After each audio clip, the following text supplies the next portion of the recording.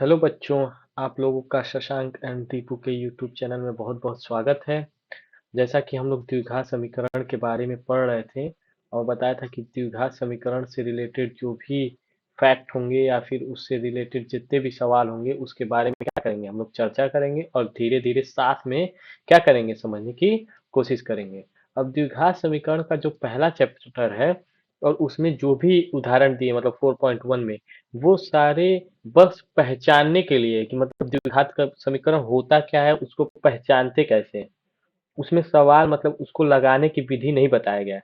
उसको लगाने की विधि 4.2 में करके 4.3 में ऐसे बताया गया है। ठीक, तो अभी हम केवल पहचान रहे थे, तो जिसमें उदाहरण नंबर 1 मैं प्रीवियस वीडियो में बता दिया था। अगर आपको देखना है तो उसको जाके देख लीजिएगा, डिस्क्रिप्शन में लिंक पड़ी होगी। ठीक दोस्तों, अब हम लोग उदाहरण नंबर 2 शुरू करते हैं और अच्छा लगेगा तो लाइक और सब्सक्राइब जरूर करिएगा। ठीक, शुरू करते हैं उदाहरण नंबर 2। अब देखिए, उदाहरण नंबर 2 में बोल रहा है कि दो लोग हैं, एक है जॉन और एक है जीवती। दोनों के पास मिलाकर 45 कंचे हैं और दोनों 5-5 कंचे, कितने कितने कंचे, 5-5 कंचे खो देते हैं। उनके पास कंचों की संख्या का गुणनफल यदि 124 है तो हम जानना चाहेंगे कि आरंभ में उनके पास कितने कितने कंचे थे। अब ध्यान से समझिएगा, मतलब जॉन और जीवती दो लोग हैं, उनके पास मिलाकर 45 कंचे हैं। ठीक, अब ध्यान से समझिएगा, इसको मिलाकर मतलब उनके पास दोनों को अगर काउंट किया जाएगा, दोनों कंचों की संख्या तो 45 है। दोनों में से यदि 5-5 कंचे खो जाते हैं, मतलब 5-5 कंचे अगर गायब हो जाते हैं, तो बताइए कि उनके पास कंचों का गुणनफल 124 हो जाएगा। तो इसमें सिंपल आपको कुछ नहीं करना है, इसमें बस द्विघात समीकरण बनाना है और समझना है और कुछ नहीं। ठीक, अब जैसे कि मैं पहले से लिख दिया हूं ताकि आप लोग को समझ में आए कि लिखा है कि माना जॉन के कंचों की संख्या। तो मैं मान लेता हूं कि माना जॉन के पास जो कंचों की संख्या है उसको x मान लेते हैं। किसी भी एक को x मानना रहेगा, मैं x मान लेता हूं किसके, जॉन के पास जो कंचों की संख्या है।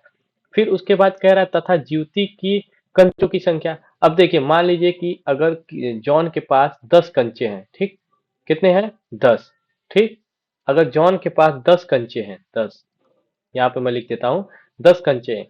अगर जॉन क्या करता है कि जॉन के पास 10 कंचे हैं और इसमें से अगर टोटल कंचे 15 हैं, टोटल 15 हैं और जॉन के पास कितने हैं, 10। तो अब बताइए कि मैं क्या करूंगा कि जीवती के आ जाएंगे। तो मैं क्या करूंगा कि टोटल में से मतलब 15 में से अगर 10 को माइनस कर दूंगा तो किसके पास आ जाएगा, जीवती के कंचों की संख्या। तो कह रहा है कि जॉन के कंचों की संख्या कितनी है, x है। ठीक, अब कह रहा है कि जीवती के पास कितनी होगी, तो जाहिर सी बात है टोटल में से मतलब 45 माइनस क्या हो जाएगा, 45 माइनस x हो जाएगा। समझ में आया कि नहीं आया। ठीक, तो यही मैं करूंगा, क्या करूंगा मैं, इसको मैं कट कर देता हूं, इसको कट कर देता हूं। अब ध्यान से समझिएगा, अब कह रहा है कि जॉन के पास x संख्या, x कंचे हैं, तो जीवती के पास कितने हो जाएंगे, 45 माइनस 45, एक सेकेंड मैं पेन ले लेता हूँ। ठीक, ज्योति के पास हो जाएंगे 45 माइनस एक्स। ठीक, अब कह रहा है कि जॉन के पास 5 कंचे खो देने के बाद, अब जॉन के पास थे एक्स, अगर 5 खो दिए तो एक्स माइनस 5। ज्योति के पास 5 अगर खो दिए तो ज्योति के पास कितने थे, 45 माइनस एक्स। तो मैं कह दूंगा 45 माइनस एक्स और माइनस 5।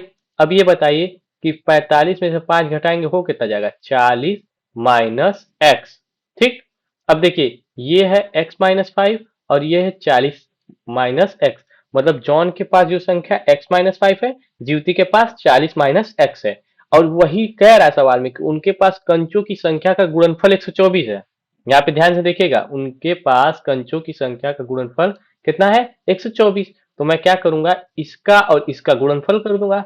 तो x माइनस 5, ठीक, into 40 minus x equal to 124। अब x का गुणा इसमें करेंगे तो 40x।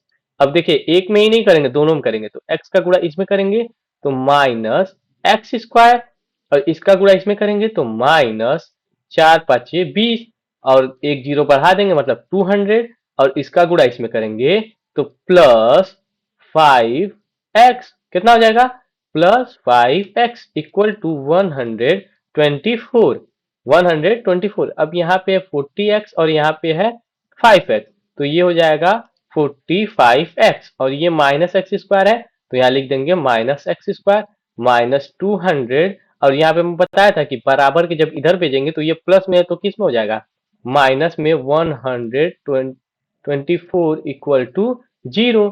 अब थोड़ा सा मैं इस साइड लिख देता हूँ, इसी चीज को यहाँ पे लिख देता हूँ। अब देखिए ये तो 45x है तो इसको रहने देंगे, माइनस एक्स स्क्वायर है इसको भी रहने देंगे। अब इसको ऐड करेंगे तो माइनस 200 और 100 300 और 24 324 इक्वल टू 0। अब इसको ये भी लिख सकते हैं एक्स स्क्वायर, यहाँ पे माइनस इधर जीरो के इधर भेज देते हैं तो ये माइनस उधर जाएगा तो प्लस हो जाएगा, ये उधर जाएगा तो माइनस 45x और ये इधर जाएगा तो प्लस 324 इक्वल टू 0। अब बताइए इसमें चर कौन है, चर x है और उसकी अधिकतम घात कितनी है, 2 है, तो द्विघात समीकरण बन गया। बस इजिली कुछ नहीं करना था, बस हमको द्विघात समीकरण बनाना था, इसमें कंचों की संख्या नहीं निकालनी थी। ठीक, अब हम लोग नेक्स्ट क्वेश्चन पे चलते हैं, मतलब नेक्स्ट एग्जांपल पे, एग्जांपल नंबर 2। अब इस एग्जाम ये थोड़ा सा टफ है समझिएगा। कह रहा है एक कुटीर उद्योग एक दिन में कुछ खिलौने निर्मित करता है। ठीक, तो मैं मान ले रहा हूं कि वो कितना निर्मित करता है, एक्स। कोई भी अगर कुछ कहे तो मान लीजिए कि एक्स निर्मित करता है। ठीक, फिर कह रहा है प्रत्येक खिलौने का मूल्य रुपए में 55 में से एक दिन में से निर्माण किए गए खिलौनों की संख्या के घटाने से प्राप्त होता है। मतलब कि 55 में से अगर मैं एक्स घटा दूंगा तो वो पूरा क्या हो जाएगा, प्रत्येक खिलौने के निर्माण करने का, क्योंकि वो क्वेश्चन में बोल रहा है कि एक्स निर्माण करता है, लेकिन अगर 55 माइनस एक्स कर दूंगा तो प्रत्येक खिलौने की क्या हो जाएगी, निर्माण लागत आ जाएगी। तो मैं यहाँ पे कर दूंगा 55 माइनस एक्स। फिर उसके बाद कह रहा है किसी एक दिन कुल निर्माण लागत 750 थी। अब ये देखिए एक्स मैं निकाल लिया कि उस दिन निर्माण थी और 55 माइनस एक्स प्रत्येक खिलौने का निर्माण लागत। अगर मैं दोनों का गुणा कर दूंगा तो कितना आ जाएगा, 750 के बराबर आ जाएगा। तो मैं लिखूंगा x into 55 minus x equal to 750। अब यही चीज जैसे उसमें था सेम इसमें भी कर देंगे, x का गुणा इसमें करेंगे तो 55x, x का गुणा इसमें करेंगे तो minus x square equal to 750। इसको इसको इधर मैं भेज देता हूं। ठीक, एक्स स्क्वायर ये इधर आएगा तो माइनस 50x और ये हो जाएगा प्लस 750 इक्वल टू 0। अब ये बताइए कि इसमें चर कौन है, x है और उसकी पावर क्या है, अधिकतम 2 है। तो क्या ये द्विघात समीकरण नहीं हो जाएगा, इजिली द्विघात समीकरण हो जाएगा। तो इस चैप्टर में जितने एग्जाम्पल थे हम उसको समझे। अब क्या करेंगे कि कल मैं एक वीडियो और अपलोड करूंगा जो क्वेश्चन से रिलेटेड होगा कि क्वेश्चन को कैसे सॉल्व करना है। सेम अगर एग्जाम्पल अच्छे से समझ लेंगे, कॉन्सेप्ट को समझेंगे तो आप क्वेश्चन भी इजिली कर लेंगे। ठीक, बस कुछ नहीं करना, आपको हमसे जुड़े रहना है और मैं बायोलॉजी, इंग्लिश, मैथ तीनों सब्जेक्ट और कुछ दिन में केमिस्ट्री की वीडियो भी क्या होगी, अपलोड होती रहेगी। जय हिंद। आप लोगों का चैनल में आने के लिए बहुत बहुत धन्यवाद।